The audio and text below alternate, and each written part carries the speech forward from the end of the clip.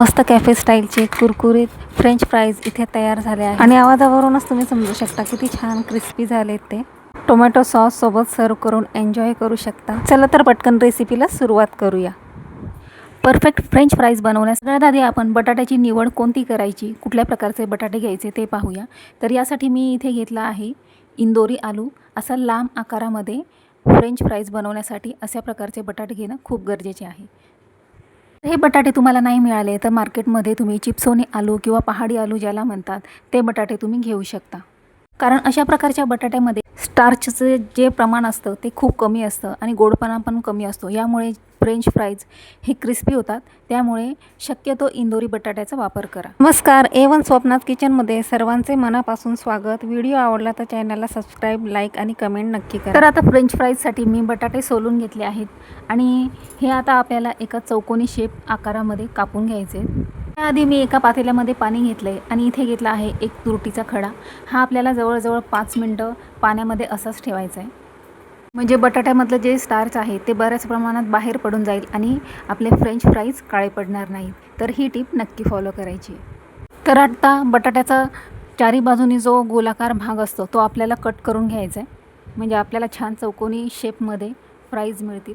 तर मी आता हा गोलाकार शेप आहे तो काढून घेते. दोन्ही बाजूनी आधी असा कट करून घ्यायचा आहे बटाटा, म्हणजे आपल्याला छान याचे काप करता येतात.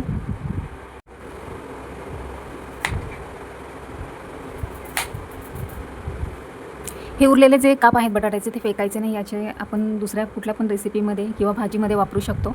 तर आता चारी बाजूने मी गोलाकार जो बटाट्याचा शेप असतो तो काढून टाकला आहे आणि चांगल्या चौकोनी आकाराचा तुकडा तयार करून त्याचे बारीक बारीक लांब लांब शेप तुकडे तयार करून घेतले आहेत. इथपर्यंत तुम्ही व्हिडिओ पाहत आला असाल आणि आवडला असेल तर एक लाईक आणि कमेंट नक्की करा आणि चॅनलला सबस्क्राईब करायला विसरू नका. फ्राय केल्यानंतर याच्यात मी पेरी पेरी मसाला टाकून हे फ्राईज तयार केले आहे. त्याच्यामुळे एकदम चविष्ट जबरदस्त अशी चव याची तयार होते. यासाठी व्हिडिओ स्किप न करता शेवटपर्यंत पहा. एक बटाटा मी अजून कापून दाखवते. दोन्ही बाजूचे असे गोलाकाराचे तुकडे आहेत ते काढून टाकायचे.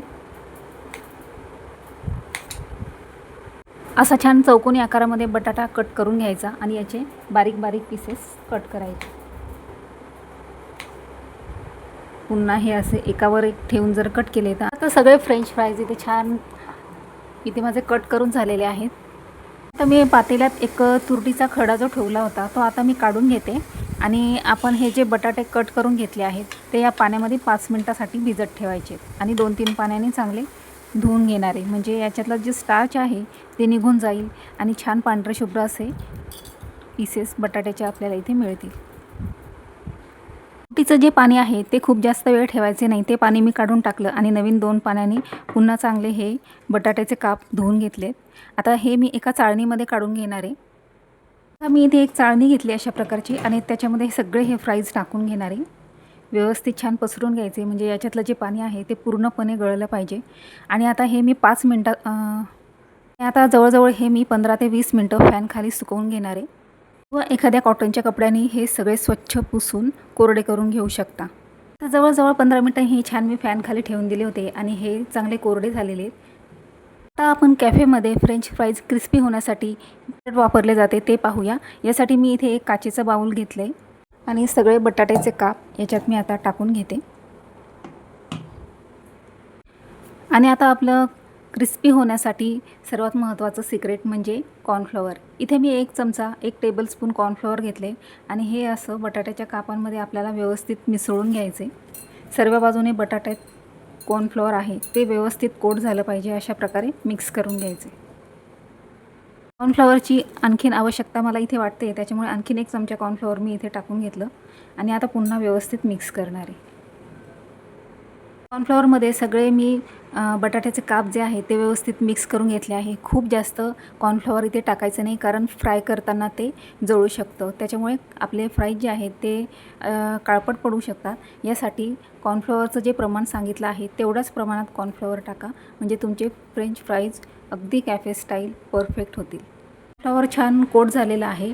आता मी आणखीन एक महत्त्वाची टिप इथे तुम्हाला सांगणार आहे. ती म्हणजे हे कॉर्नफ्लॉवर याच्यामध्ये मिक्स केल्यानंतर आपल्याला हे आता 1 तासासाठी फ्रीजमध्ये ठेवायचे.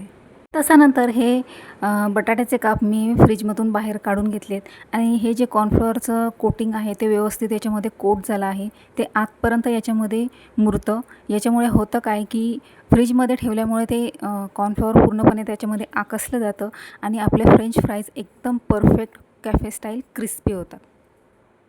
आणि कमीत कमी 8 दिवस जरी आपण याला तळल्यानंतर असेच ठेवले तर हे अजिबात नरम पडत नाही. फक्त एअर पॅक डब्यामध्ये चांगले पॅक करून ठेवायचे, म्हणजे आरामात 8 दिवस ते टिकतात, अजिबात मऊ पडणार नाहीत. आता आपण हे फ्राय करूया. त्यासाठी मी गॅसवर कढई ठेवली आहे आणि त्यात तेल टाकून तेल चांगलं तापवून घ्यायचे. आणि आता फ्रेंच फ्राईज क्रिस्पी होण्यासाठी आणखीन एक महत्त्वाची ट्रिक मी इथे तुम्हाला सांगणार आहे. व्हिडिओमध्ये पुढे पाहूयाच. आपल्या चॅनलच्या बऱ्याच रेसिपीचे व्हिडिओज लोक शेअर करत आहेत, पण त्यांना माझी एक रिक्वेस्ट आहे की शेअर करण्यासोबत चॅनलला सबस्क्राईब पण नक्की करा. आता याच्यामध्ये मी काही बटाट्याचे काप पीसेस टाकून घेते. तेल छान तापलेलं आहे. 1 मिनिटभर फ्राय झाल्यानंतर हे उलटवून घ्यायचे.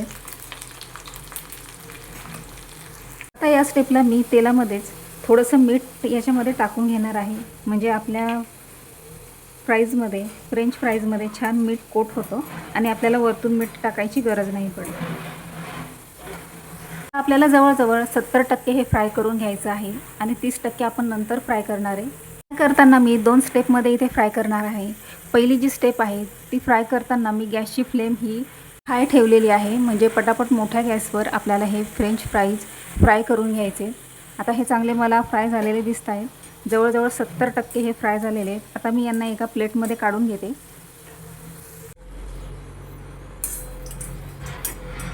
ह्याच्यातलं जे एक्स्ट्रा ऑइल आहे ते चांगलं निघू द्यायचं आणि मग हे एका प्लेटमध्ये काढून घ्यायचे. बाकीचे जे उरलेले पीसेस आहेत बटाट्याचे ते पण मी असेच फ्राय करून घेणार आहे.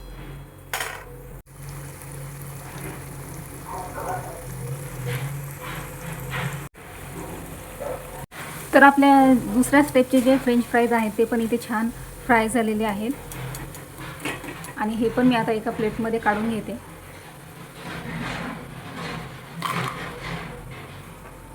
तर टक्के हे मी तळून घेतलेले आहेत आणि आता मी हे गार करायला ठेवले आहेत. हवं तर तुम्ही याला 15 मिनिटासाठी फ्रीजमध्ये सुद्धा ठेवू शकता किंवा असंच फॅनखाली ठेवले आणि गार करून घेतले तरी चालतील.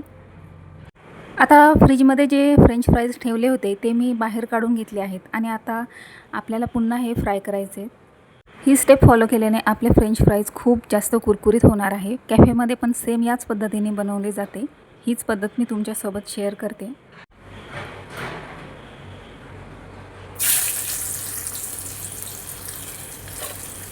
आता तळण्यासाठी मी कढईतलं तेल आहे ते चांगलं तापून घेतलं आणि आता या गॅसची फ्लेम एकदम कमी करणार आहे. कमी गॅसवरच आपल्याला हे फ्रेंच फ्राईज तळायचे, म्हणजे छान कुरकुरीत असे आतपर्यंत कुरकुरीत होतील.